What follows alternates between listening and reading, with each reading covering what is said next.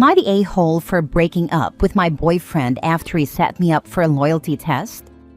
I, 25 female, have been dating my boyfriend, 28 male, for a year now. Our relationship has been amazing until one day he decided to put me through a loyalty test for a YouTube video. The entire test felt completely real. The whole time I didn't flirt and made it clear I had a boyfriend, despite the decoy's multiple advances. Then all of a sudden, the whole crew came out. My boyfriend in particular was smiling and happy. When the YouTuber told me that this was a loyalty test and that I had passed, I sat there confused and stayed silent. When my boyfriend tried to hug me, I pushed him away and walked off. I was completely shocked and humiliated. I knew this was going to be on YouTube, so I didn't want to react the way they probably wanted me to, yelling, crying, making a scene. I simply said, the relationship ended the minute you decided to put me on a loyalty test. My boyfriend tried to stop me, saying I was being dramatic and that I had no reason to be mad since I had passed. That just made me angrier, and all I wanted to do was go home. The next day he called, wanting to talk in private, which I agreed to. However, he had already told his friends, our mutual friends, and my own family about the situation. During our conversation, he would call them or pull up their text messages so they could back him up. They all said I was overreacting and that I should be happy because now that he knows I would never cheat, we can finally settle down and be together. Yes, I love him and had considered that in the future, but I felt completely invalidated. In my opinion, loyalty tests are a lose-lose. Either you cheat or you don't, but either way, it proves that your partner doesn't trust you. I was completely confused because I thought I had given him zero reason to doubt me. So, when I asked him why he did this, he admitted that it was only because his ex had cheated on him multiple times in the past with her coworkers.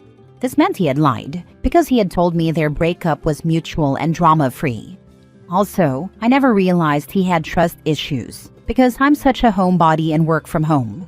Now that I recently got a new job and was leaving the house more and meeting new people, it put me in the same situations and settings his ex had been in.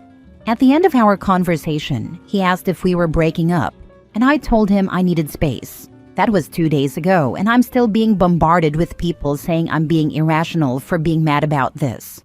The only thing he has said in those 2 days was that because I passed, I shouldn't even worry about the video coming out since they only post the fails, as if that was my concern.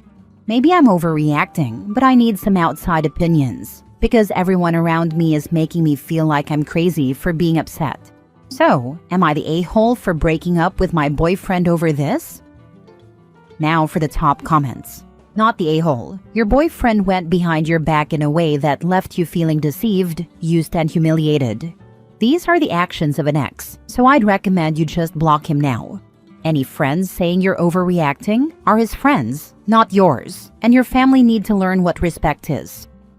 Honestly needed that. The worst part is that he's extremely close with my family, so even though we have only dated for 1 year, I've known him for so long. My mom especially is taking his side, so blocking him just isn't enough apparently. I would have told him he failed my loyalty test, but we can only hope to be that badass in the moment of deceit. Yep, it's great that I passed, but you didn't.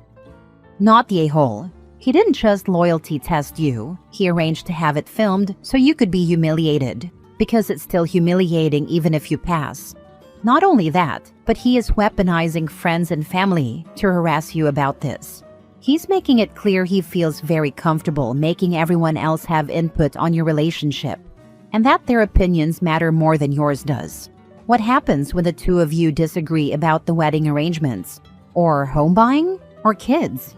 He has done so much instead of just having a conversation with you. At every stage of this, he involved others instead of just having a conversation with you. He is definitely taking control and leaving her with no space or a say in their matters. He for sure doesn't care for her feelings. Next story. Am I the a-hole for refusing to let my girlfriend bring her dead dog's ashes on vacation? Original post. My girlfriend, 29 female, and I, 28 male, have been together for 4 months. She had a dog that died a few months before we met. I have only ever spent the night at her place. I live with my sister and her 2 kids, so it's a little chaotic at my place. My girlfriend has a small 2 to 3 inches tall urn on her bedside table with the dog's ashes. Before she turns off her lamp to go to sleep, she always gives it a little tap on the top and says, "Good night," as though she's talking to the dog. I think it's weird, but I have never said anything. We were supposed to go away for the weekend. On Friday, I was watching her pack and noticed she took the urn and put it in the top pocket of her backpack. I asked what she was doing. She said she didn't want to leave the dog behind.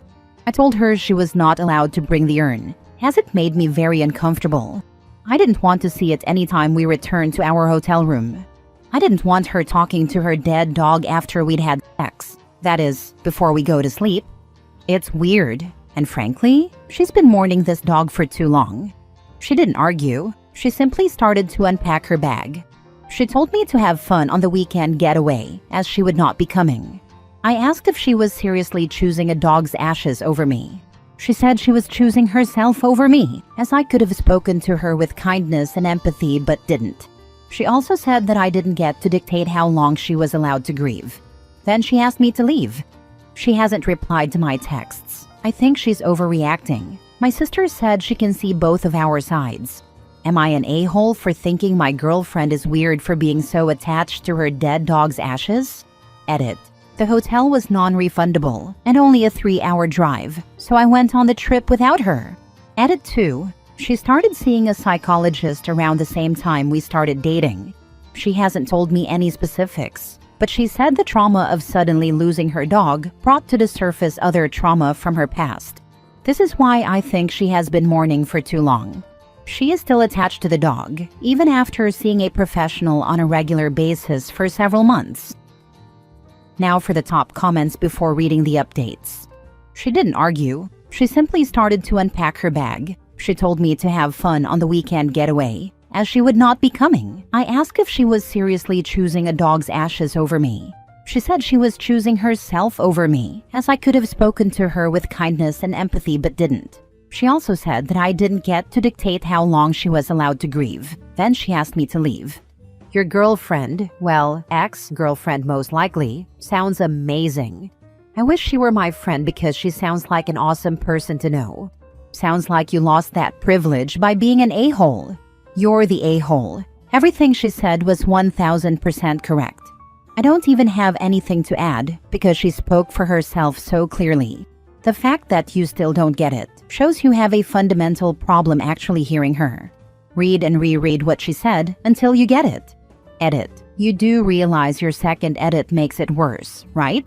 She's working with a psychologist. She's going at a pace that's healthy and comfortable for her, and she has a professional to help her with that. You don't get to decide what's too long for anyone else's trauma or grief. How dare you think otherwise? If you can't keep yourself from butting into her personal affairs like this, then you aren't ready for a real relationship. This. Girlfriend was totally right that she was choosing herself over him, as she should have. What an a-hole. A simple compromise would be, hey, can I get you a necklace so that you can take a small part of him everywhere? Or something, so you don't have to take the whole urn and everything. Her dead dog is still protecting her from bad people in her life. Good on him. He had to have been an amazing pet to her to still protect her in spirit. She is grieving, and you cannot control her. Please let her go so she can find someone who respects her. You're the a-hole. This brought tears to my eyes. Karma is real, and her beautiful late friend is showing her signs to get her on the right path. They never leave your side. They just change how they are looking out for you after some years. It's probably all in my head, but sometimes I swear I can feel my soul boy's presence all of a sudden when I need and miss him most. Now for the updates, and I'm sure this will make a lot of you happy.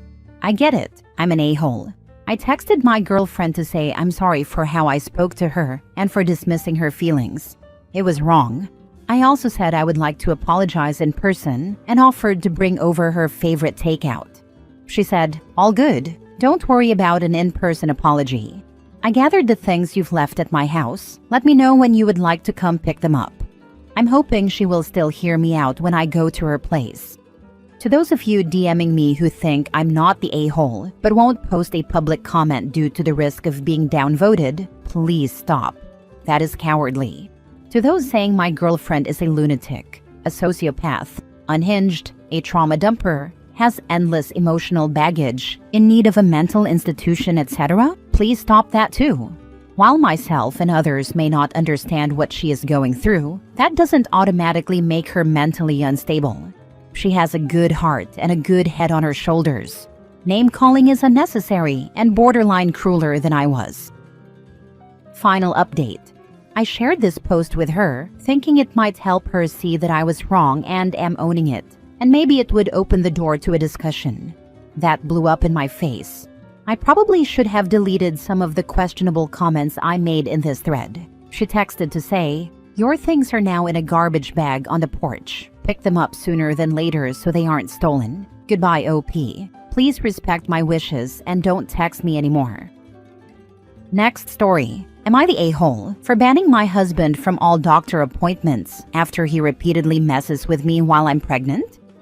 So, I'm currently pregnant, about 6 months along, and my husband has been doing this thing every time we go to a doctor's appointment.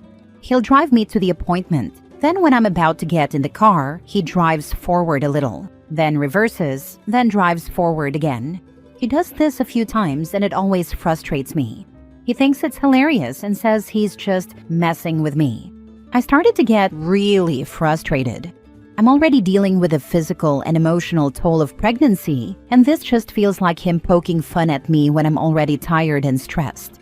I told him it bothers me, but he just brushed it off and said I'm overreacting and that he's just having fun. We had a big fight about it the other day. I tried to explain how it's making me feel and he got defensive, saying I need to lighten up and that it's just a joke. I told him it wasn't funny anymore and that it wasn't something I wanted to deal with during my pregnancy. The final straw was when he did it again before a doctor's appointment yesterday, and I was just done. I ended up calling my mom to take me instead and told my husband he was banned from all future appointments. Well, now he's furious. He's demanding to be there for the next appointment because it's the one where we'll find out the baby's gender. He says this is a huge moment and that I'm being unfair by not letting him come. I told him I need him to respect my boundaries, and this is one of the ways I'm doing that. But he keeps insisting that it's just a silly little thing, and now he's calling me unreasonable for making a big deal out of it. Am I overreacting here? Don't let him go. Tell him it's a boy. Not really, it's a girl. No, it's a boy, but it's actually a girl, even though it's really a boy. Then tell him to lighten up because it's funny. Not the a-hole. Why do people date or marry just utter pieces of crap? Seriously do that, and do it for at least a week or so, and then when he demands you stop, you can tell him it's just a harmless joke. And to get over it, it's no big deal. Be sure to tell the doctor's office they are not to tell him if he calls about the gender results. It's your body after all. Not the a-hole. He doesn't respect your very reasonable boundary. His emotional intelligence needs some work. Also, jokes involving a vehicle and a pregnancy are not funny. That's just scary. Excellently stated. I think that's just about the kindest way to put what we've all been thinking. His emotional intelligence needs some work. Lots better than "grow the F up, dude" that the rest of us were imagining shouting into his face. This guy is not mature enough to be having a kid. Not the a-hole. And is the door open? This could cause the door to shut on OP or knock her down. And if she gets knocked down while he's doing this, it could end up with OP hurt. And as bad enough as this is with a pregnant woman who may not be able to see her own feet and whose balance is off, it will be worse if he does this when she's holding a newborn or when the kid is a toddler. Last story. Am I the a-hole for leaking fake baby names to family? My husband and I are expecting our first child, and we did something to have some fun with annoying family members who wanted to name our child for us. The issue started a week after we announced the pregnancy, and some relatives on either side began suggesting names. Then a few members of our families, mother-in-law, sister-in-law, brother-in-law, my aunt and uncle, and my 2 sisters, decided we'd name a daughter Elizabeth or Cassandra, and a son William or Patrick. We told our families we weren't taking name suggestions and to stop acting like they could tell us what to name our child. We were told the names mentioned were good, solid names and would prevent any weird, tragic names that people these days choose. My husband came up with the idea to have some fun with names and start leaking names we wouldn't use. This meant commenting on random Facebook posts with a name and acting like we were going to use that, or photoshopping photos with baby items that had other names on them, stuff like that. We used some out there names. One my husband even heard from TikTok, Cutley. Another was Dicky. Sprite was another. It annoyed the relatives it was intended to. But then another relative spoke up and was like, why would they waste money on stuff with a name if they change it a week later? And then the relatives realized. They were like, why would you do it? And we told them they were annoying us, and we were having some fun since they were so insistent on the names. They said it was childish. My husband pointed out that they were the ones who childishly believed they could name our child for us. Other family members found it hilarious. But are we the a-holes for doing this? Not the a-hole. This is peak petty and I respect it. The fact that they got so invested in your baby's name that they fell for Cutley is sending me. You set a boundary. They ignored it. And you had some harmless fun in response. If they got that invested, that's on them. Please tell me someone spent actual cash money on customized Cutley merch. No, but there was a family group chat set up where they freaked out over it. My husband got sent some screenshots from it and had lots of fun with the comments implying it was the name we chose. He even shared the TikTok that inspired that fun choice and was acting like people were haters for all the negative comments it got. Then the group chat exploded thinking it was his choice and wondering if they could convince me not to. Not the a-hole. My mother was also very opinionated, and we officially went with Hubertus Maria until our son was born.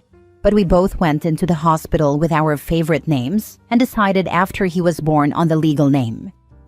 I considered throwing some Sims 2 names into the mix, but didn't want to make it too obvious we weren't serious.